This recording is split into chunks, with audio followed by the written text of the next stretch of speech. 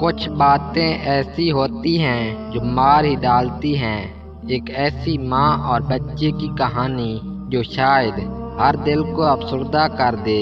بچے نے قبرستان جا کر اپنا بستہ ماں کی قبر پر پٹکتے ہوئے کہا، چل اٹھ ماں اور میرے ساتھ چل، آج میں تجھے لے کر ہی جاؤں گا، اور دیکھ آگے سے نہ مت بولنا، ورنہ بتا رہا ہوں آج میں یہیں بیٹھا رہوں گا جب تک تم اٹھو گی نہیں۔ چلو میرے ساتھ اور جواب دو میری ٹیچر کو، جو روزانہ مجھے کبھی مار کر اور کبھی ڈانٹ کر کہتی ہے کہ تیری ماں انتہائی لاپرواہ ہے، جو نہ تجھے اچھی طرح تیار کروا کر بھیجتی ہے اور نہ ہی اچھی طرح سبق یاد کروا کر۔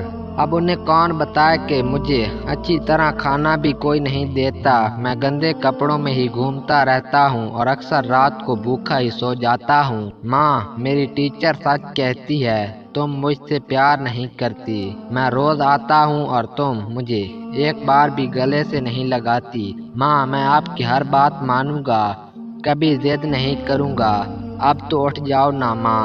نہیں اٹھتی تو نہ اٹھو، جا رہا ہوں، اب کبھی تمہارے پاس نہیں آؤں گا، مجھے بھی تم سے پیار نہیں، اب بات بھی نہیں کروں گا، اب مناتی رہو میں بھی نہیں مانوں گا۔ اجڑے باغوں میں بہار نہیں آتی، سوکھے پھولوں میں نکھار نہیں آتی، گزر جاتی ہے زندگی انگاروں پر، ماں بچھڑ جائے تو بار بار نہیں آتی۔